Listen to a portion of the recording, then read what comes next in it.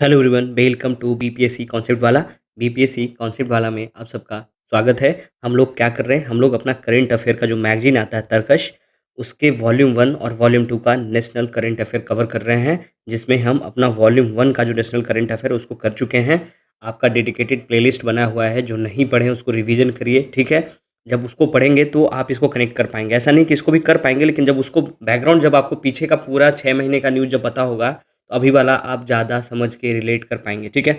अभी जो हम कर रहे हैं, हमारा जो तर्कस मैगजीन है उसका पार्ट 2 वॉल्यूम 2, उससे हम लोग अपना नेशनल करंट अफेयर कवर कर रहे हैं, ठीक है। आई होप आप लोग सब रिवाइज कर रहे होंगे। हम बार बार जब भी लेक्चर लेके आते हैं, शुरुआत में और अंतिम में दोनों समय हम बोलते हैं, रिवीजन पे इम्फेसिस करते हैं। आप लोगों को जरूर थोड़ा इरिटेटिंग भी लगता होगा, लेकिन जो ज़रूरी है वो बोलना तो पड़ेगा ही ना। ठीक है, तो आप लोग रिवीजन करते रहिए, है ना। डेली रिवीजन करिए, डेली बेसिस पे रिवीजन करिए। और हम लोगों ने कल क्या किया था, हम लोगों ने कल इंपॉर्टेंट स्कीम्स, इनिशिएटिव, पॉलिसीज़ को ख़त्म कर लिया था। आज हम देखेंगे नेशनल इवेंट्स, जो भी हमारे देश में इंपॉर्टेंट नेशनल इवेंट्स हुए हैं वो देखेंगे। तो जो पहला नेशनल इवेंट हुआ वो क्या, कि पोर्ट ब्लेयर का नाम बदल के क्या कर दिया गया, श्री विजयपुरम।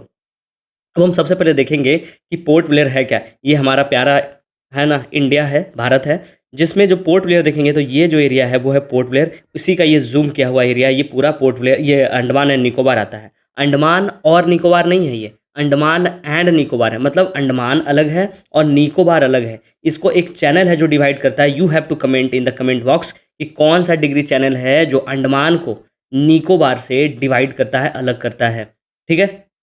सबसे पहला सवाल आज का यही है कि अंडमान और निकोबार को कौन सा चैनल डिवाइड करता है, ठीक है। तो ये अंडमान है, यहाँ देखेंगे नॉर्थ अंडमान, मिडिल और लोअर अंडमान।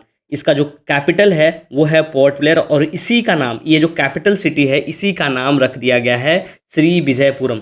अब आपके मन में जरूर आता हो कि पहले पोर्ट ब्लेयर क्यों रखा गया था और अभी इसको श्री विजयपुरम क्यों रखा गया है। तो पोर्ट ब्लेयर जो है, ये आपको दिख रहा है, ये समंदर के नीचे पोर्ट है। तो वो जो ब्लेयर नाम रखा गया है, वो ब्रिटिश टाइम में एक नेवल सर्वेयर हुआ करते थे, जिनका नाम था क्या, पेन से हम लिख रहे हैं, उनका नाम था Archie world, Archie world Blair, ठीक है। उन्हीं के नाम पे ये जो पोर्ट था उसका नाम रख गया था पोर्ट ब्लेयर, ठीक है। ये अंडमान और निकोबार के एंट्री पॉइंट है ना, जिस जहाँ पे सर्व किया करते थे, ठीक है। इन so that's why on his name, Archibald Blair के नाम पे ही पोर्ट ब्लेयर रखा गया था। ये वहाँ अंडमान और निकोबार में एक क्या है, सेलुलर जेल भी है, जहाँ आपको पता है सावरकर जो हैं, द गंगा, ये दामोदर सावरकर, वो जेल वेल में रहे थे, सेलुलर जेल में, जिसको काला पानी भी कहा जाता है। अब आपके दिमाग में आ रहा होगा कि अब इसको श्री विजयपुरम क्यों रखे गए, क्या इसका हिस्टोरिकल इंपॉर्टेंस है। तो जब हम ना अपना ग्लोरियस पास्ट देखेंगे, और ग्लोरियस पास्ट में देखेंगे कि जो चोला डायनेस्टी था, जो चोल साम्राज्य था, उसमें जो राजेंद्र चोल वन जो थे, वो उनका नेवल बेस बहुत बड़ा था, और वो 11वीं सेंचुरी में अंडमान और निकोबार के समय में, अंडमान और निकोबार एरिया में बहुत ही स्ट्रांगली उनका अपना साम्राज्य हुआ करता था, और उनका नेवल बेस था। तो उन्हीं को ऐड करने के लिए हम इनका नाम विजयपुरम रखे हैं, ठीक है। अगर हम बात करें अंडमान एंड निकोबार की, तो it's a group of 572 islands, ठीक है। और इसको अगर हम देखेंगे तो श्री विजयन जो थे, वो जो राजेंद्र चोला वन थे, वो श्री विजयन, जो अभी इंडोनेशिया जिसको हम लोग बोलते हैं ना, उसका नाम था श्री विजयन। तो श्री विजयन के अगेंस्ट एक कैंपेन किए थे चोलवन, तो इसी के लिए इसका नाम रखा गया है श्री विजयपुरम। फिर से बता दे रहे क्यों रखा गया है। राजेंद्र चोलवन जो चोला डायनेस्टी के थे, 11वीं सेंचुरी के टाइम में अंडमान एंड निकोबार एरिया में उनका बहुत ही स्ट्रांग बेस था। इंडोनेशिया जो उस समय उसका नाम था श्री विजयन, वो क्या क्या था, इस पर अटैक करना चाहा, लेकिन जो राजेंद्र चोलवन थे वो बहुत ही स्ट्रांगली उसके खिलाफ एक कैंपेन शुरू किए, और इंडोनेशिया जो श्री विजयन था उसको इधर आने नहीं दिए। दैट्स वाई अपना ग्लोरियस पास्ट को हम लोग कमेमोरेट करने के लिए जो पोर्ट ब्लेयर है उसका नाम हम लोग क्या रख दिए हैं, श्री विजयपुरम, ठीक है। आपको क्या बताना कि अंडमान का जो सबसे हाईएस्ट पीक है ना, वो कौन सा है, ठीक है। इससे ज़्यादा इससे कोई न्यूज़ इंपॉर्टेंट नहीं है, आपको सब कुछ बता दिए, ठीक है। अगला जो हमारा न्यूज़ है वो क्या है कि अबू धाबी के जो क्राउन प्रिंस है ना, वो इंडिया पहली बार उनका ऑफिशियल विजिट होता है इंडिया में सितंबर 9 और 10 को 2024 में, ठीक है। ये फोटो देखिएगा, आपको समझ में आएगा ये कौन है। ये हैं अबू धाबी के क्राउन प्रिंस। वहाँ डेमोक्रेसी जैसा नहीं है, वहाँ क्या है, एक जो राजा होता है, प्रिंस होता है, उन्हीं के द्वारा सब कुछ चलाया जाता है, ठीक है। तो वहाँ के जो प्रिंस है उनका नाम क्या है, शेख खालिद बिन मोहम्मद बिन जायद अल नहयान। फिर से बोल रहे हैं, शेख खालिद बिन मोहम्मद बिन जायद अल नहयान। वो हमारे इंडिया आते हैं और ये इनका पहला ऑफिशियल विजिट होता है, ठीक है। और इनका पहला ऑफिशियल विजिट होता है, तो क्या क्या करते हैं हम लोग इनके साथ, किस तरह के का हम लोग डील साइन करते हैं, तो 5 तरह का हम लोग डील साइन करते हैं जो इंपॉर्टेंट हो जाता है, including nuclear energy and petroleum. सबसे पहला कि एक एमओयू हम लोग साइन करते हैं बरखा न्यूक्लियर पावर प्लांट, जो क्या है फर्स्ट अरब न्यूक्लियर फैसिलिटी है, उसका देख रेख के लिए किसके किसके बीच में हुआ, एनपीसीआईएल और इमिरेट्स न्यूक्लियर एनर्जी कंपनी, ये दोनों के बीच में एमओयू साइन किया गया कि जो अरब का पहला बरखा न्यूक्लियर पावर प्लांट है उसका देख रेख के लिए, ऑपरेशन मेंटेनेंस के लिए वहाँ की जो कंपनी है इमिरेट्स न्यूक्लियर एनर्जी कंपनी, और हमारे यहाँ की जो कंपनी है nuclear power corporation of India, ये क्या है, एक पीएसयू है। आपको बताना कि किस तरीके का पीयूष है, मिनी रत्ना है, महारत्ना है, ठीक है। इन दोनों के बीच में एमओयू साइन हुआ, इंपॉर्टेंट हो जाता है। दूसरा एलएनजी है ना, एलएनजी सप्लाई के लिए हम लोगों ने क्या किया है, ADNOC Abu Dhabi national oil company के साथ हमारे यहाँ का जो इंडियन ऑयल कंपनी, ये आईओसीएल है, इंडियन ऑयल कॉर्पोरेशन लिमिटेड, ये दिनों के बीच में भी एग्रीमेंट साइन हुआ है। पहला क्या कि वहाँ का जो न्यूक्लियर पावर प्लांट है उसका देखरेख के लिए हमारा एनपीसीआई और ईएनईसी इमिरेट्स न्यूक्लियर एनर्जी कंपनी के बीच में एमओयू साइन हुआ। दूसरा एलएनजी सप्लाई के लिए वहाँ का ADNOC Abu Dhabi national oil company और हमारे यहाँ का आईओसीएल, ये दोनों के बीच में एग्रीमेंट साइन हुआ है। तीसरा एमओयू जो है ADNOC Abu Dhabi national oil company और इंडिया स्ट्रेटेजिक पेट्रोलियम रिजर्व। अब आपके मन में आएगा कि इंडिया स्ट्रेटेजिक पेट्रोलियम रिजर्व क्या है, जिसको हम क्या बोलते हैं, ISPRL. What is ISPRL? It works under petroleum ministry, ठीक है। ये क्या है, एक सब्सिडरी है ओआईडीबी, मतलब ऑयल इंडस्ट्री डेवलपमेंट बोर्ड का एक सब्सिडरी है। ये 2005 में फाउंड किया गया था। इसका हेडक्वार्टर जो है वो नोएडा में है। क्यों किया गया था कि आपको पता है, हम लोग हमारा जो ऑयल का सप्लाई है, जो हम दूसरे कंट्री पे डिपेंडेंट होते हैं, मान लिया जाए कि कुछ ऐसा सिचुएशन आता है कि हम लोग वहाँ से सप्लाई नहीं ले पाते, तो हमारे यहाँ कुछ रिजर्व होना चाहिए ना, है ना। जो आप सेविंग्स अपना पैसा कमाने के बाद रखते हैं बुरे समय के लिए, उसी तरीके से हम पेट्रोल क्या करेंगे, पेट्रोलियम जो है वो अपना रिजर्व में रखते हैं कि अगर खुदा ना खास्ता कुछ बुरा समय आता है देश पे, तो हम अपना, ऐसा नहीं कि हम लोग आउट ऑफ फ्यूल हो जाएं और हमारा सब कुछ ठप हो जाए, इसके लिए तो उसी के लिए एक हम लोगों ने पीएसयू बनाया, जिसका नाम क्या रखा गया है, ISPRL, Indian strategic petroleum reserve limited, और इसका हेडक्वार्टर नोएडा में 2005 में फाउंड किया गया और पेट्रोलियम मिनिस्ट्री के अंदर ये काम करती है। आपको क्या बताना है कि हमारे अभी के पेट्रोलियम मिनिस्टर कौन हैं, ठीक है, who is the current petroleum minister of India, ठीक है।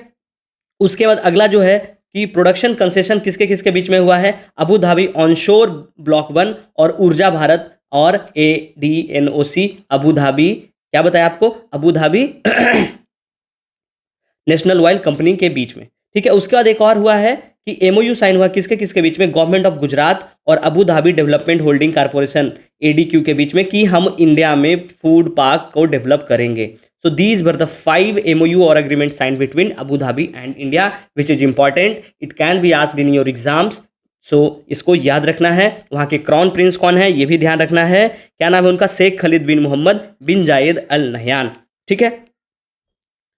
अब इंपॉर्टेंट एक चीज़ और क्या हो जाता है कि वहाँ के जो शेख हैं वो आते हैं और क्या करते हैं कि आपको पता है हमारे यहाँ आईटीज़ बहुत फेमस है, तो आईटी दिल्ली का एक कैंपस है, ठीक है। आप कैंपस देखेंगे तो आपको बहुत ही मिजाज खुश हो जाएगा। This is the campus of IIT Delhi in Abu Dhabi. IIT Delhi का ये ओवरसीज ब्रांच खोला गया है, जिसको इनॉग्रेट किनके द्वारा किया गया, वहाँ के क्राउन प्रिंस के द्वारा ही किया गया।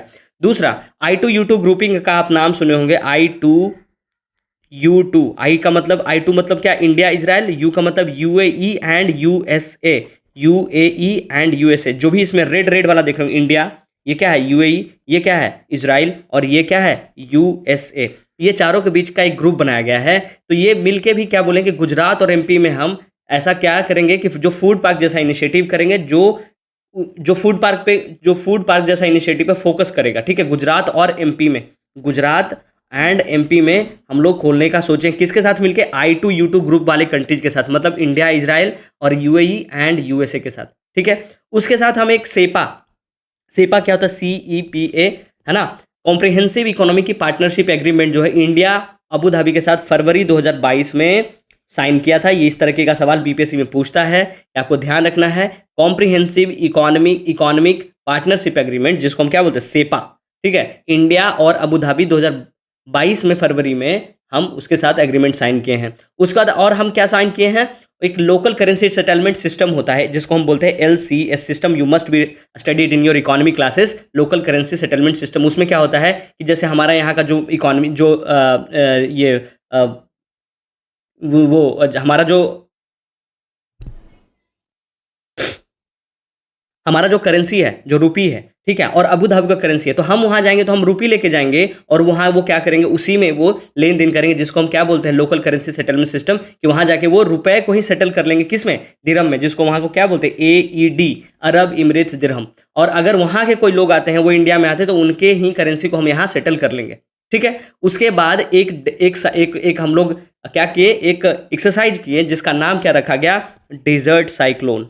Desert cyclone, this is very important news. ये पहली बार for the very first time India और UAE की आर्मी ने एक साथ एक्सरसाइज किया है, और ये कहाँ किया है, महाजन एरिया, जो कि राजस्थान में पड़ता है, राजस्थान में किया गया है। फिर से रिपीट कर रहे हैं, desert cyclone, desert cyclone, it's not a cyclone. कि आपसे पूछ देगा कि व्हाट इज डेजर्ट साइक्लोन, बोल देगा कि hit on Arab sea, hit on Indian ocean, आपको फंसना नहीं है। Desert cyclone is a army का एक एक्सरसाइज है जो इंडिया और UAE आर्मी के बीच में for the very first time conducted in Rajasthan area, ठीक है। उसके बाद आपको हम थोड़ा सा क्या बता दे रहे हैं, जो भी मिडिल ईस्ट कंट्री है उसमें कंफ्यूजन ना रहे, कि कतर, UAE और ओमान और सऊदी अरबिया, आपको बहुत लोगों को लगता है कि UAE इसका कैपिटल है अबू धाबी, जो यहाँ पे है, ठीक है, और ये सऊदी अरबिया अलग सी कंट्री है बड़ी सी, जो ये पूरा सऊदी अरबिया है, ठीक है, ये ध्यान रखना है। और ये छोटी सी जो कंट्री है वो कतर है, ये बहरीन है, ये कुवैत है,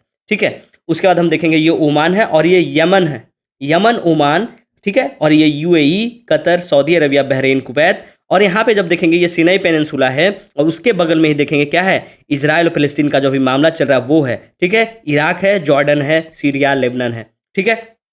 आप इसको ध्यान रखेंगे, आप देखेंगे कि ये हमारा इंडिया का बाउंड्री है, वहाँ से किस तरफ पड़ रहा है, हमारे वेस्ट में पड़ रहा है, ठीक है, ये ध्यान रखना है। ओके, अब हम चलते हैं अपने अगले न्यूज़ पे, जो क्या है कि विश्व शांति बुद्ध विहार। विश्व शांति बुद्ध विहार क्या है, ये क्या है, एक बुद्ध विहार जो है, एक रिप्लिका है, कहाँ, ये कलबुर्गी कर्नाटका में इसी तरीके का एक सिमिलर इस्टेब्लिशमेंट बनाया गया है, एक सिमिलर इसी तरीके का जो स्ट्रक्चर बनाया गया है, उसी तरीके का एक क्या है, हमारे कलबुर्गी में एक स्ट्रक्चर है, उसी को कॉपी करके उसी का रेप्लिका जैसा बनाया गया है, और जिसका नाम क्या रखा गया है, विश्व शांति बुद्ध विहार, जिसको इनॉग्रेट कौन करती है, हमारी प्रेसिडेंट मैडम मुर्मू के द्वारा 4 सितंबर 2024 को किया जाता है। और ये कहाँ बनाया गया है, ये बनाया गया है उदगीर, लातूर डिस्ट्रिक्ट, महाराष्ट्र में, लातूर डिस्ट्रिक्ट महाराष्ट्र में ये बनाया गया है, ठीक है। फिर से रिपीट कर रहे हैं, विश्व शांति बुद्ध विहार इसका नाम है, ठीक है। ये इसको बोला जाता है कि it's a replica of similar establishment in Kalaburagi Karnataka, and it is inaugurated by our president on 4 सितंबर 2024। Now it is established in Udaygir, Latur district, Maharashtra, है ना। इसका आप एंट्री गेट देखेंगे तो आपको कुछ याद आएगा कि जो सांची स्तूप है हमारा, कहाँ है, MP में, उसी के जैसा, उसी से इंस्पायर्ड गेट बनाया गया है, ठीक है। आपको क्या बताना है कि सांची में जो सांची स्तूप है वो किसके द्वारा शुरू किया गया था और कंप्लीट किसके द्वारा किया गया था, है ना। एंसेंट का सवाल है, आप लोग बताइएगा।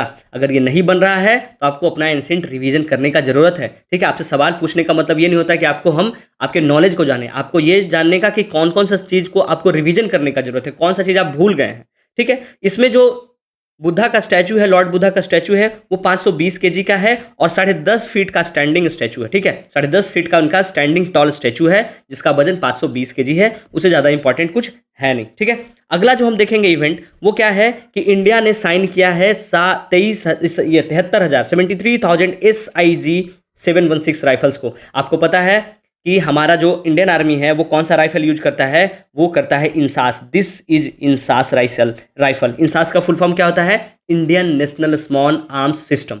फिर से रिपीट कर रहे हैं, Indian national small arms system, this is INSAS rifle. ये 1998 में आर्मी को इंट्रोड्यूस करवाया गया था। ये क्या है, एक असॉल्ट राइफल है, और LMG भी है। LMG क्या होता है, लाइट मशीन गन, है ना, हल्का वाला, मतलब मशीन गन तो बहुत बड़ा होता है, उसका एक छोटा वर्जन होता है जिसको हम LMG बोलते हैं, ठीक है। तो ये LMG भी है और एक असॉल्ट राइफल है। इसको डेवलप कौन किया था, थोड़ा सा बता दे रहे हैं इंसास के बारे में। इसको डेवलप कौन किया था, आर्मामेंट रिसर्च एंड डेवलपमेंट के द्वारा इस्टेब्लिश किया गया था। और मैन्युफैक्चरिंग कौन किया था, इंडिया का जो भी ऑर्डिनेंस फैक्ट्री बोर्ड है उसके द्वारा ये मैन्युफैक्चर किया गया था। और इसका रेंज जो है वो है 400 मीटर, बहुत ही प्रिसाइज है, बहुत ही फेमस गन है, बहुत ही अच्छा गन है ये। लेकिन हम उसको अपग्रेड करना चाह रहे हैं, और ये जो गन है ये इसका नाम है, ये जो कंपनी है US की एक कंपनी है सिग सूअर, ठीक है, सिग सॉयर, ठीक है, सिग सॉयर, उसके द्वारा इसका नाम है सिग 716 राइफल, ठीक है। हम 73,000 का डिलीवरी फिर से रिपीट किए हैं और ये बोला जा रहा है कि ये इंड 2025 में 2025 के इंड तक हमको डिलीवरी दे दिया जाएगा, ठीक है। ये किसके द्वारा ऑर्डर किया गया है? ऑब्वियसली मिनिस्ट्री ऑफ डिफेंस के द्वारा। आर्मी पहले आपको कौन सा यूज करती थी? इंसास। अगर हम बात करें SIG 716 की या SIG 716 की, तो इसका कुल वजन जो है 3.82 kg है और इसका रेंज जो है आपको पता है, पहले हमारा 400 रेंज था तो बढ़ा के ही लेंगे, तो इसका 600 मीटर रेंज है, ठीक है। ये टॉपिक आपको क्लियर हो गया होगा। सिग राइफल क्या है, ये कौन सी कंपनी बनाती है, कंपनी का नाम क्या बताया आपको? सिग सुअर। कहाँ की कंपनी है? US की कंपनी है, ठीक है, और इसका रेंज 600 मीटर है। ओके, अगला जो हमारा क्या है कि मिनिस्ट्री ऑफ एजुकेशन के द्वारा ना जो लिटरेसी वर्ड है ना उसको डिफाइन किया गया है। डिफाइन किया गया on the which basis? On the basis of NILP, है ना। NILP क्या है? New India literacy programme. NILP क्या है? New India literacy programme. तो इसके तहत क्या किया गया है? लिटरेसी वर्ड है और फुल लिटरेसी वर्ड है, उसको डिफाइन किया गया है। तो हम सबसे पहले देख लेते हैं कि NILP क्या होता है। NILP बजट में ना 160 करोड़ रुपया इसको दिया गया है ताकि इसको हम प्रमोट करें। ये इसका फुल फॉर्म क्या होता है? New India literacy programme. ये 5 साल का प्रोग्राम है, 5 ईयर प्रोग्राम है, जो 2022 से लेके 27 तक चलेगी, फ्रॉम 2022 टू 2027, राइट। इसमें हम क्या करेंगे? इसमें जो भी जिनका एज ग्रुप 15 प्लस के लोग जो इलिटरेट हैं, जिनको लिखना पढ़ना नहीं आता है, उनको हम क्या करेंगे? लिटरेट करेंगे, ठीक है। For those who are not literate, it means reading, है ना तो उनको पढ़ने आता है ना तो उनको लिखने आता है, ठीक है। वैसे 15 साल से ज़्यादा के लोगों को इट मस्ट, ये इसका जो मैक्सिमम एज कुछ नहीं है कि 60-70, जितना ज़्यादा से ज़्यादा उम्र की कोई बुजुर्ग हैं अगर वो भी पढ़ना चाहते हैं तो हम उनको NILP new India literacy programme के तहत क्या करेंगे? लिटरेट करेंगे, ठीक है। तो इसमें गवर्नमेंट का जो टारगेट है कि हम 1 करोड़ लोगों को हर साल हम लिटरेट करेंगे, ठीक है। आपको NILP समझ में आ गया होगा कि 2022 से 27 का प्रोग्राम है, 5 साल का प्रोग्राम है। इसका मतलब क्या होता है? New India literacy programme. इसमें हम क्या करते हैं? 15 से ज़्यादा एज ग्रुप वाले लोगों को हम लिटरेट करते हैं, ठीक है, और 160 करोड़ रुपए इसको दिया गया है। अब हम इसमें क्या देखेंगे? इसका मतलब क्या निकला लिटरेसी और फुल लिटरेसी का? जो लिटरेसी और फुल लिटरेसी का मतलब क्या हुआ कि लिटरेसी का मतलब क्या होता है कि ability to read, write, compute and comprehend including critical life skill such as digital and financial literacy. ऐसा नहीं कि उनको लिखना और पढ़ना आ गया तो हम मान लेंगे कि वो लिटरेट हो गए, नहीं, उनको कंप्यूट भी करना चाहिए, मतलब उनको कैलकुलेशन करना चाहिए, वो कॉम्प्रीहेंड भी कर सके, और साथ में कुछ ऐसा स्किल जो अभी के समय में डिजिटल लिटरेसी हो, फाइनेंशियल लिटरेसी हो, वो सब अगर उनको आता है तभी हम मानेंगे कि दैट पर्सन इज लिटरेट, है ना, दैट पर्सन इज लिटरेट। और लिटरेसी जो फुल लिटरेसी बोला जाता है कि कोई भी स्टेट या यूटी को फुल लिटरेसी कब मिले जाएगा? जब किसी भी स्टेट में 95% लिटरेसी हो जाएगा, then it will be declared full literate state और यूटी, ठीक है। और हम लिटरेसी कैसे बोलेंगे कि अगर कोई आदमी पढ़ना लिखना सीख गया, बोलते हाँ हम पढ़ लेते हैं लिख लेते हैं, तो उसके लिए एक टेस्ट ऑर्गेनाइज करवाया जाता है, उसका नाम क्या है? FLNAT, है ना, foundational literacy and numeracy assessment test. अगर आप ये टेस्ट में पास कर जाते हैं तभी आपको लिटरेट कहा जाएगा, ठीक है। अगला हम देखते हैं कि 3 इंडियन ओशन स्ट्रक्चर। हमारे इंडियन ओशन में कुछ कुछ स्ट्रक्चर हैं, जैसे आपको पता है कि अभी जो स्ट्रक्चर है, कहीं पहाड़ है, कहीं खाई है ना, उसी में अगर पानी भर गया, समंदर आ गया, पानी भर गया, तो ये जो स्ट्रक्चर तो टूटेगा नहीं। तो सब स्ट्रक्चर को ना अलग अलग, किसी को सी मॉन्ट बोलते हैं, ठीक है, किसी को कुछ और बोलते हैं। तो उसी तरीके से 3 स्ट्रक्चर को हम लोगों ने नहीं, IHO और यूनेस्को के द्वारा उसका नाम रखा गया है, और क्या क्या नाम रखा गया है वो हम देखते हैं, ठीक है। सबसे पहले हम आपको स्ट्रक्चर दिखा दे रहे हैं थोड़ा सा कि कॉन्टिनेंटल जो शेल्फ होता है, क्या होता है? ये जो लैंड एरिया, उसके बाद जो इस तरीके का एरिया होता है ना, जैसे ही समंदर में जाते हैं उसको हम कॉन्टिनेंटल शेल्फ बोलते हैं। उसका जो स्लोप होता है उसको हम कॉन्टिनेंटल स्लोप बोलते हैं। सी माउंट किसको बोलते हैं? कि समंदर के अंदर जो पहाड़ जैसा स्ट्रक्चर बन जाता है ना, उसी को हम क्या बोलते हैं? सी माउंट बोलते हैं। और जिसमें वोल्केनिक आइलैंड होता है उसको हम वोल्केनिक आइलैंड बोलते हैं। कॉन्टिनेंटल स्लोप आपको बता दिए। और कॉन्टिनेंटल राइज किसको बोलते हैं? जहां से वो राइज करना शुरू होता है प्लेन के बाद, है ना। अवेसल प्लेन जो प्लेन होता है उसका अवेसल प्लेन बोलते हैं, है ना। मिड रिज जो ये दो भागों में बट गया उसको हम मिड ओशनिक रिज बोलते हैं। रिफ्ट वैली नीचे वाले को बोलते हैं। और रिज क्या बोलते हैं किसको? ये जो ऊपर वाला है ना, जो समझ लीजिए गांव देहात में अब जब जाते होंगे तो जिसको अलंग बोलते हैं ना, वही क्या कहलाता है? रिज कहलाता है, ठीक है। तो रिज है और रिफ्ट वैली है, ठीक है। और ट्रेंच जो बहुत ज्यादा खाई जैसा होता है उसको हम ट्रेंच बोलते हैं। तो उसी तरीके से इंडियन ओशियन में 3 ऐसा स्ट्रक्चर है जिसका नाम रखा गया, एक का नाम रखा गया है चंद्रगुप्त रिज, दूसरे का नाम रखा गया अशोक सी माउंट, एंड तीसरे का नाम रखा गया है कल्पतरू रिज, ठीक है। क्या क्या नाम रखा गया है? अशोक सी माउंट, है ना, कल्पतरू रिज और चंद्रगुप्त रिज, ठीक है, रिज आपको बता दिए कि जो अलंग जैसा होता है मेढ़, उसको हम क्या बोलते हैं, रिज। और सी माउंट क्या होता है, पानी के अंदर जो पहाड़ होता है, लेमन की भाषा में उसको हम क्या बोलेंगे, हम सी माउंट बोलते हैं। ठीक है, अब ये किसके द्वारा नाम दिया गया है, ये जो नाम दिया गया है एक इंस्टीट्यूशन है, उसका नाम है IHO। IHO का फुल फॉर्म क्या होता है, इंटरनेशनल हाइड्रोग्राफिक ऑर्गेनाइजेशन। ये क्या है, ये एक इंटर गवर्नमेंटल ऑर्गेनाइजेशन है जो 1921 में फाउंड किया गया था। कहाँ, मोनाको। मोनाको कहाँ है, फ्रेंच के आसपास, फ्रांस के आसपास। मोनाको बिस्किट जो खाते हैं उसी के नाम पे है। ठीक है, इसका काम क्या होता है कि जो भी एरिया में पानी वानी है, हाइड्रोलॉजिकल सर्वे करना, उसका हाइड्रोग्राफिक सर्वे करना, न्यूटिकल चार्टिंग करना, ये सब। और दूसरा इसके साथ कौन इंस्टीट्यूशन मिला है, उसका नाम है यूनेस्को। आपको पता है, UN educational scientific and cultural organisation, ये 1945 में बना और इसका हेडक्वार्टर कहाँ है, पेरिस। और इसके डायरेक्टर जनरल कौन है, you have to comment in the comment box who is the director general of UNESCO. ठीक है, UNESCO, united nation educational scientific and cultural organisation, which was found in 1945।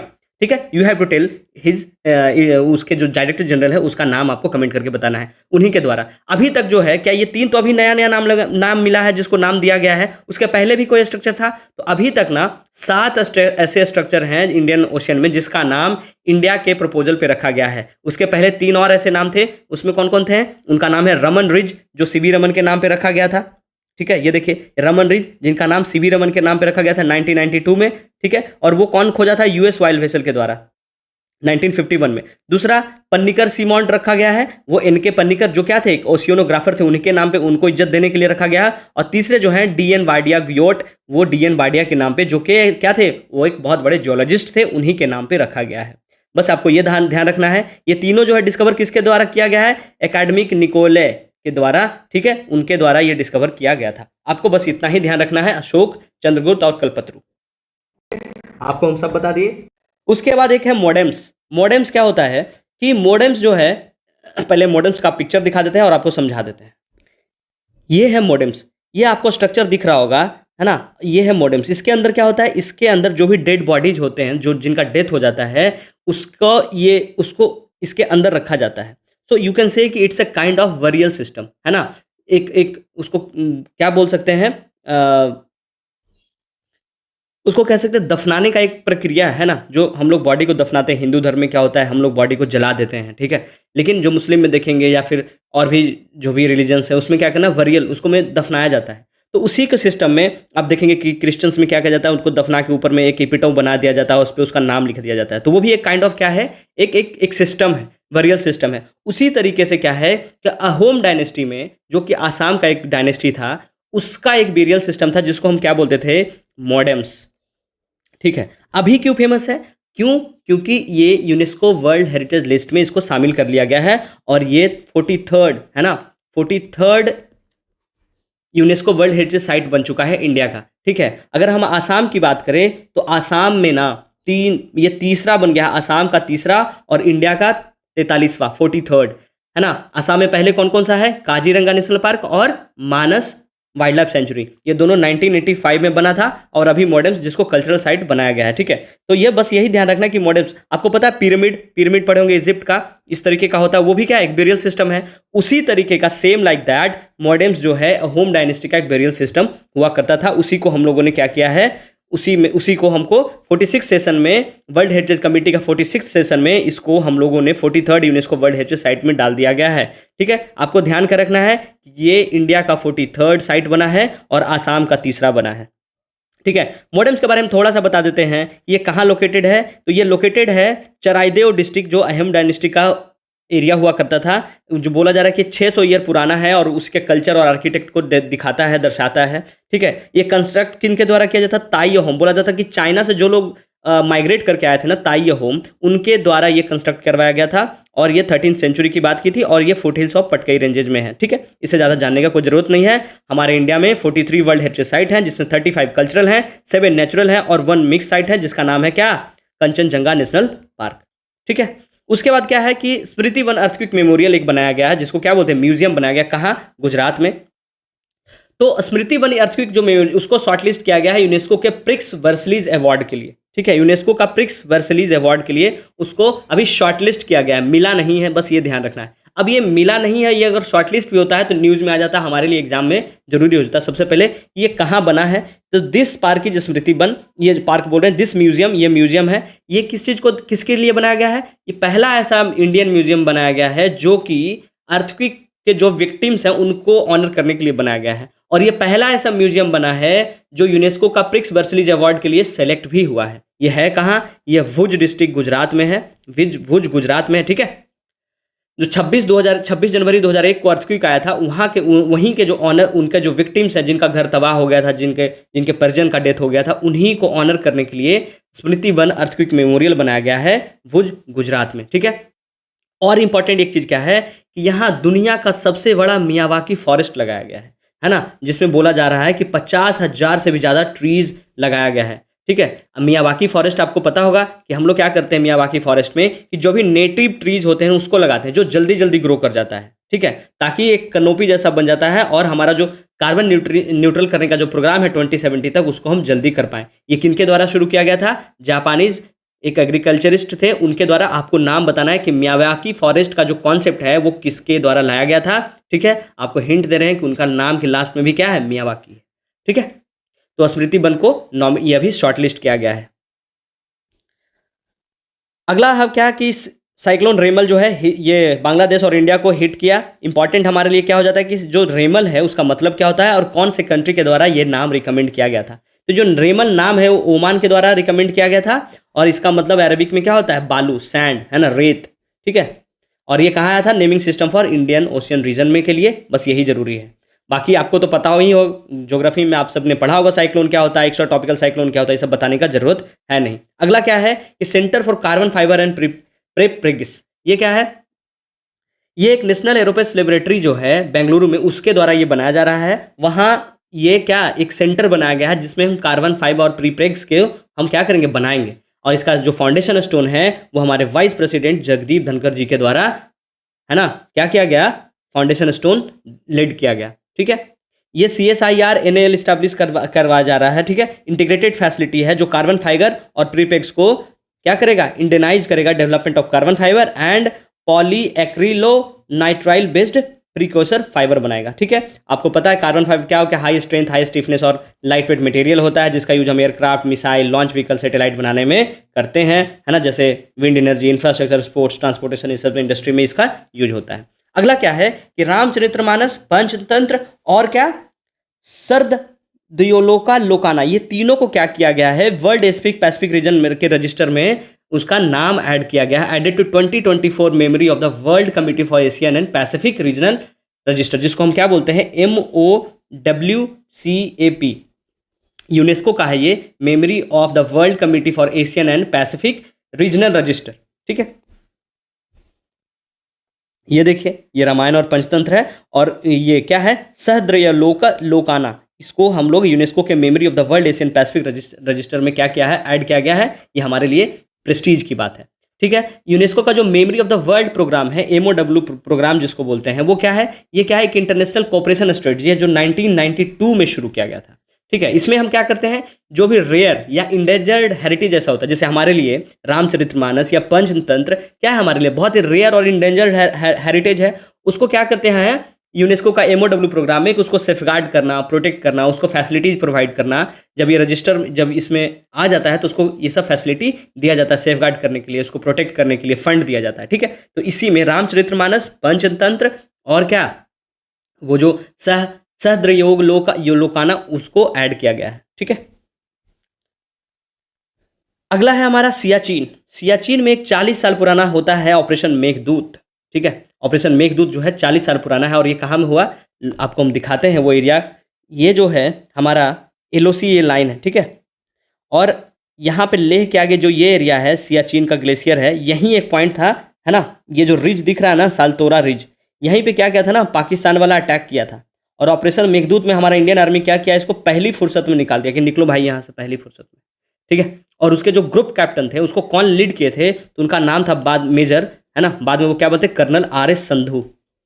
RS Sandhu के द्वारा operation Meghdoot को lead किया गया था, ठीक है।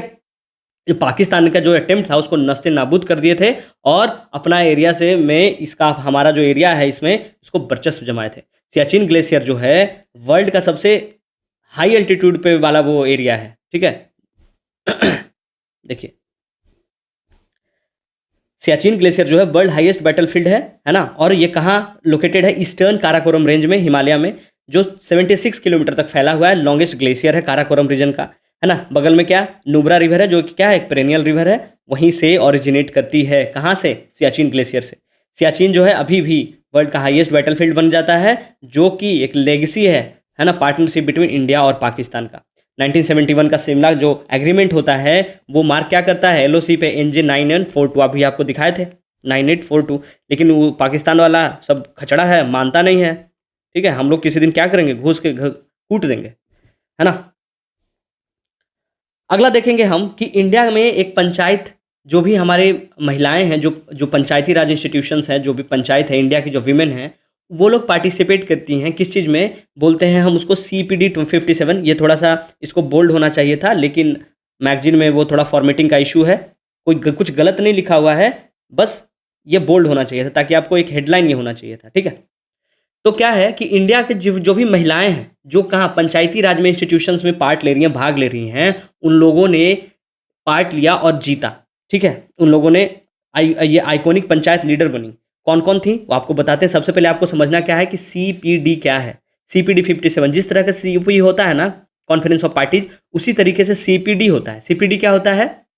ये देखिए, commission on population and development, और ये कौन सा नंबर का सेशन था? 57। दैट्स वाई वी से CPD 57 किस चीज़ का है? Commission on population and development. ये पॉपुलेशन और उसका डेवलपमेंट पे क्या क्या असर, उसी के बारे में बातचीत किया जाता है, ठीक है। और ये जो हमारे इंडिया की जो विमेन पंचायत लीडर्स थी वो पार्टिसिपेट की, और उसका जो थीम था वो क्या था कि लोकलाइजिंग द SDGs, है ना। SDG मतलब क्या है? आपको पता है हमारे SDG कितना गोल्स है? 17, है ना, सस्टेनेबल डेवलपमेंट गोल्स। उसमें women in local governance in India's led the way, organise किसके द्वारा करवाया गया था? India's permanent mission to UN के द्वारा, ठीक है। और ये 57 सेशन था UN commission on population and development का। ये हमारे इंडिया में कौन कौन से मिनिस्ट्री के द्वारा करवाया गया? मिनिस्ट्री ऑफ पंचायती राज और UN पॉपुलेशन फंड, ये दोनों मिल के ये करवाया गया था। इसमें 3 महिलाएं, नीरू यादव, किनकू हेमा कुमारी और सुप्रिया दास दत्ता, ये तीनों ने आइकॉनिक पंचायत लीडर बनी हैं, जो कि सुप्रिया दास दत्ता त्रिपुरा की हैं, है ना। कुनूनू हेमा कुमारी आंध्रा की हैं, और नीरू यादव जो हैं राजस्थान की हैं, जो showcase their initiative empowering women and girls. उन्होंने बताया कि कैसे हम लोग अपने पंचायत में विमेन की स्थिति को हम लोग एम्पावर करना चाहते हैं, महिलाएं, लड़की का जो स्थिति है उसको एम्पावर करना चाहते हैं। और ये तीनों नाम ध्यान रख लीजिएगा, Supriya Das Dutta, she is from Tripura, Kunuku Hema Kumari Andhra, and Neeru Yadav from Rajasthan. ये तीनों लीडर्स जो हैं आइकॉनिक पंचायत लीडर्स बनी। और ये कहाँ? CPD 57। CPD क्या है? ये UN का कमीशन है पॉपुलेशन एंड डेवलपमेंट पे, वहाँ होता है। और ये कौन कौन से कोलैबोरेशन किसके साथ हुआ था? Ministry of Panchayati Raj and UN population fund. आपको क्या बताना है? Who is the Panchayati Raj minister? He is from Bihar. You have to comment his name in the comment box, ठीक है। उसके बाद क्या था कि UN commission on population and development की बात की जा रही है, जो पहले क्या, जिसको बोलते थे इस्टेब्लिश किसके द्वारा किया गया था? इकोसॉक। इकोसॉक क्या है? UN का इकोनॉमिक एंड सोशल काउंसिल है, बस इतना ही ध्यान रखना है। इसमें 47 मेंबर स्टेट्स हैं। उसका मिनिस्ट्री ऑफ होम अफेयर के द्वारा extend ban on LTTE. What is LTTE? ठीक है, ये this is the logo of liberation of tigers of Tamil Eelam. क्या है ये? श्रीलंका का एक, कह सकते हैं सेप्टरिस्ट, जो सेप्टरिट पार्टी है ना, अलगाववादी, है ना, जो हमारे यहाँ जो जिसको हम मॉइस्ट बोलते हैं, उसी तरीके का एक ऑर्गेनाइजेशन है, कह सकते हैं टेररिस्ट ऑर्गेनाइजेशन। उसी का नाम लिट्टे है, कि लिबरेशन टाइगर्स ऑफ तमिल इलेम, ठीक है। इसको बैन फिर से 5 साल के लिए कर दिया गया। किसके द्वारा? हमारे होम मिनिस्टर के द्वारा, मिनिस्ट्री ऑफ होम अफेयर्स के द्वारा। किसके अंदर किया गया है? Under unlawful activities prevention act 1967 के तहत। आपको पता है कि लिट्टे के द्वारा ही हमारे जो पूर्व के प्रधानमंत्री राजीव गांधी थे, उनको असैसिनेट किया गया था। आपने अगर मूवी देखी होगी मद्रास कैफे, उसमें बहुत ही अच्छे तरीके से दिखाया गया लिट्टे के बारे में, ठीक है। अगला जो है हमारा कि अमित शाह के द्वारा एक रिलीज किया जाता है 200 not out documentary on Mumbai समाचार। ये किस पे है? ये एक मुंबई समाचार नाम का एक पत्रिका है, न्यूज़पेपर है, जिसका 2 साल हो गया, 2 साल कंप्लीट किया है, ठीक है। उसी पे एक डॉक्यूमेंट्री बनाया गया है, उसका नाम क्या रखा गया है, 200 नॉट आउट। आपको 200 नॉट आउट जब देखेंगे एग्जाम में, अगर नहीं पढ़ेंगे, नहीं याद रहेगा, तो आपको लगेगा क्रिकेट से रिलेटेड है, किसी क्रिकेटर से रिलेटेड डॉक्यूमेंट्री है, but this documentary is not related to cricket और क्रिकेटर, ठीक है। This documentary is related to Mumbai Samachar patrika, जिसको क्या बोला जाता है, एशिया का ओल्डेस्ट और पूरे वर्ल्ड का 3rd ओल्डेस्ट एक्टिव न्यूज़पेपर है ये। क्या नाम है उसका, मुंबई समाचार, ठीक है। This is the office of Mumbai समाचार, ठीक है। और ये रिलीज किनके द्वारा किया गया, अमित शाह के द्वारा। ये बोला जाता है कि मुंबई समाचार जो है जुलाई 1, 1882 में वीकली शुरू किया गया था, एक गुजराती न्यूज़पेपर के रूप में। और इसको शुरू कौन किए थे, फरदौजी मर्जवंजी, फरदौजी FARDUNJEEMARZBANJI, फिरदौजी मर्जवंजी के द्वारा ये शुरू किया गया था। कब, 1822 में, ठीक है। और ये डेली कब बन गया, 1832 में, है ना। पहले वीकली शुरू किया गया था गुजराती न्यूज़पेपर, और बाद में डेली न्यूज़पेपर बन जाता है 1832 में। और ये एशिया का ओल्डेस्ट एंड वर्ल्ड का 3rd ओल्डेस्ट एक्टिव न्यूज़पेपर है। सबसे पुराना न्यूज़पेपर नहीं है, वैसा न्यूज़पेपर जो एक्टिव है अभी भी, वो न्यूज़पेपर बन जाता है एशिया का सबसे पुराना और पूरे वर्ल्ड का 3rd ओल्डेस्ट न्यूज़पेपर बन जाता है, ठीक है। अगला जो हमारा न्यूज है कि इंडियन आर्मी के द्वारा, इंडियन आर्मी को पहली बार हाइड्रोजन फ्यूल सेल बस हम लोगों ने दिया है, हमारे सेंट्रल गवर्नमेंट के द्वारा दिया गया। मई 27 को इंडियन आर्मी जो है वो रिसीव क्या करती है, हाइड्रोजन फ्यूल, वैसा बस जो हाइड्रोजन फ्यूल से चलती है। उसका कैपेसिटी कितना है, 37 पैसेंजर का। और ये देखिए, ये बस है हाइड्रोजन से चलने वाली, और ये IOCL के हेल्प से दिया गया है, ठीक है। ये 21 मार्च 2023 को शुरू किया गया था। ये इंडियन आर्मी का पहला एंटिटी ये बनता है जो नॉर्थ बॉर्डर पे green hydrogen based micro grid power plant को इंस्टॉलेशन करने के लिए national thermal power corporation renewable energy के साथ MOU साइन किया है, इसके साथ साथ भी, ठीक है। इंडियन आर्मी को ये जो पहला हाइड्रोजन फ्यूल सेल बना, इसको बताएं क्या, इसमें 37 पैसेंजर का कैपेसिटी है। और ये एक बार जब आप फुल टैंक करवा देंगे ना 30 kg का, तो ये 250 से 300 kg तक चल जाएगी, ठीक है।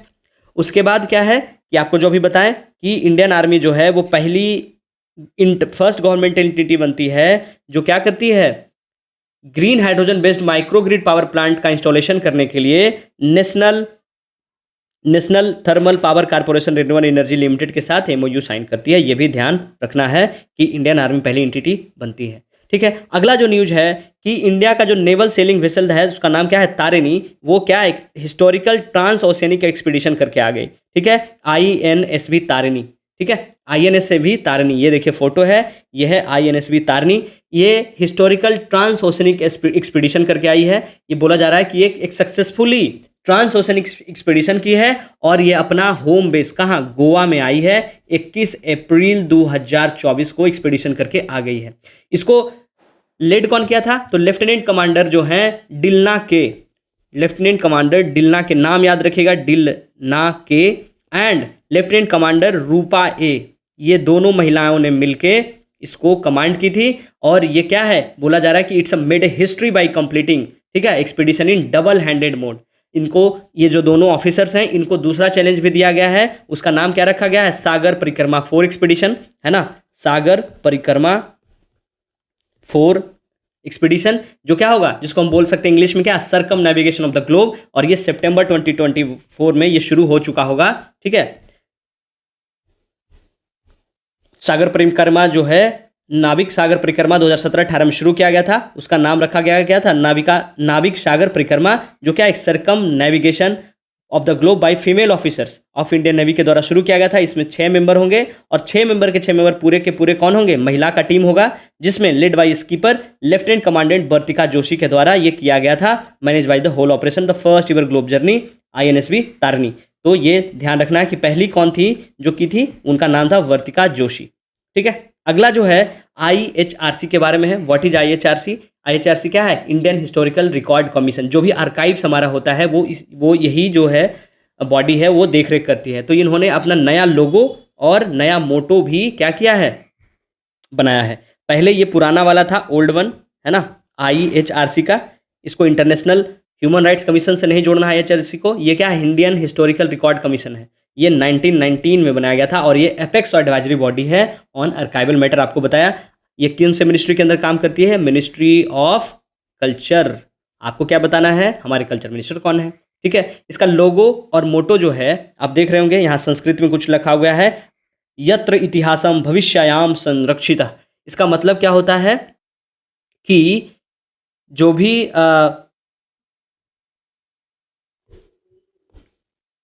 इसका मतलब क्या होता है कि जो यत्र इतिहासम भविष्यायाम प्रक्षितम, इसका मतलब क्या होता है कि where history is preserve for the future. जो हमारा इतिहास है उसको हम प्रिजर्व किस चीज़ के लिए कर रहे हैं, फॉर द फ्यूचर के लिए। और इसमें क्या क्या जो जो भी है उसका मतलब क्या है कि जो लोगो है ना, लोगो में जो फीचर्स पेजेज लाइक जो शेप है लोटस के शेप में है ना, ये देख रहे हैं, ये लोटस का भी शेप बना रहा है, और ये क्या है, ये पेज जैसा भी दिख रहा है, featuring pages shape like lotus plate. इस जो रोल है हिस्टोरिकल रिकॉर्ड को प्रिजर्व करने के लिए दर्शाता है कि हम कैसे अपना हिस्टोरिकल रिकॉर्ड को प्रिजर्व करते हैं। ठीक है, उसके बाद सारनाथ का पिलर आपको दिख रहा होगा ये वाला, इसका मतलब क्या होता है कि हमारा जो इंडिया का ग्लोरियस पास्ट है उसको शो करता है। ब्राउन कलर है वो क्या रिफ्लेक्ट करता है, प्रिजर्विंग और ऑनरिंग इंडियाज हिस्ट्री, है ना। और जो मोटो है ना, ये त्राम, ये क्या, ये जो मोटो है यत्र इतिहासम भविष्यायाम संरक्षिता, इसका मतलब क्या है कि where history is preserve for the future. हमारा जो इतिहास है उसको हम अपने फ्यूचर के लिए, अपने भविष्य के लिए प्रिजर्व करेंगे, बस यही ध्यान रखना है। अब हम चलते हैं इसके आगे। आगे क्या है कि कलक्कडल। कलक्कडल जो है क्या है, कलक्कडल, कलक्कडल एक काइंड ऑफ स्मॉल वेव आया था ओशियन में। कहाँ आया था, ये मलयालम वर्ड है तो केरला में ही आया था। ठीक है, ये कोस्टल फ्लड लाया था इसलिए बहुत थोड़ा सा फेमस था। और ये कलक्कडल जो है, इसके ये दो वर्ड से बना है, कलक्कन प्लस कडल।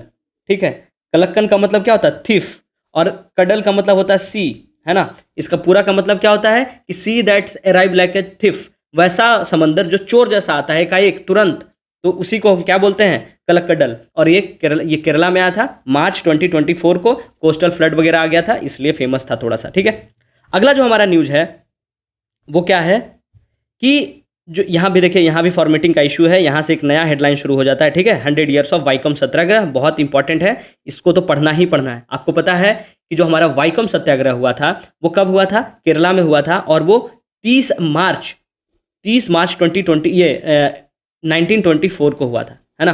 2024 मुंह से निकल रहा है, 1924 को, तब ना 100 साल हुआ। ठीक है, और ये जो था वो 604 दिन तक ये चला था, ये जो सत्याग्रह चला था। आपको पता है ये टेम्पल एंट्री के लिए हुआ था, है ना। टेम्पल एंट्री में जो भी दलित समाज के लोग थे उनको एंट्री नहीं मिलता था, उसके लिए किया गया था, है ना। और वैकम श्री महादेव टेम्पल है जहाँ हिंदू कास्ट के जो लोअर कास्ट के लोग थे उनके एक्सक्लूजन जो नहीं जाने दिया था, तो उसी को चैलेंज करने के लिए ये किया गया था। उसके जो लीडर्स थे आप देखेंगे वो बहुत सारे फेमस, टी.के. माधवन साहब जो थे, टी.के. माधवन, जो पहली बार ये इशू को 1917 में रेज किए थे। ठीक है, उसके बाद के.पी. केशव मेनन थे, के.पी. केलप्पन थे, बाद में आपको देखेंगे ये दाढ़ी वाले जो हैं पेरियार, वो भी इसको क्या करते हैं, ज्वाइन करते हैं। सी राजगोपालाचारी वो भी इसको ज्वाइन करते हैं। उसके बाद आप पढ़े होंगे कि मार्च में 1925 में गांधी जी आते हैं और इस मैटर को नेगोशिएट करके क्या करते हैं, ख़त्म करते हैं। और फिर नवंबर 1936 में क्या होता है कि महाराजा ऑफ त्रावणकोर जो है वो टेम्पल एंट्री प्रोक्लेमेशन को साइन करता है और इंडिंग द बैन और मार्जिनाइज्ड कास्ट एंट्रिंग टेम्पल। और जो मार्जिनाइज्ड कास्ट, जो लोअर कास्ट के लोग थे, उनके जो एंट्री को बैन करता है, ये एंड करता है बैन को, कि नहीं अब सब कोई जा सकते हैं। तो ये जो वाइकम सत्याग्रह है उसको डिटेल से पढ़ लीजिएगा स्पेक्ट्रम से एक बार, इंपॉर्टेंट हो जाता है, क्योंकि इस साल ये 100 साल का हो गया है, मतलब 100 साल ये पूरा किया है ना। मार्च 30 1924 को शुरू हुआ था, है ना, और ये 604 दिन तक चला था, नवंबर 23 1925 तक चला था। ठीक है, इसमें जो लीडर्स हैं वो भी ध्यान रखिएगा, फिर से हम रिपीट कर रहे हैं। टी.के. माधवन जो पहली बार ये इशू को 1917 में क्या किए थे, रेज किए थे। ठीक है, उसके बाद इसके साथ के.पी. केशव मेनन थे और के. केलप्पन थे। बाद में पेरियार और राजगोपालाचारी सपोर्ट करते हैं और गांधी जी 1925 में आके इसको नेगोशिएट करते हैं और कॉम्प्रोमाइज़ करते हैं। तो यहाँ पे हमारा जो है नेशनल इवेंट खत्म होता है। रिपोर्ट एंड एनालिसिस आपका करवा दिया जा चुका है। ठीक है, आप लोग अच्छे से रिवीजन करिए, बार बार पढ़िए, जितना बार पढ़ सकते हैं ना उतना बार पढ़िए, है ना। एग्जाम में आपके साथ वही जाएगा। और जो क्वेश्चन की बात है ना, जो क्वेश्चन की बात किए हैं वो क्वेश्चन आपको 1-2 दिन में मिल जाएगा, घबराइए नहीं।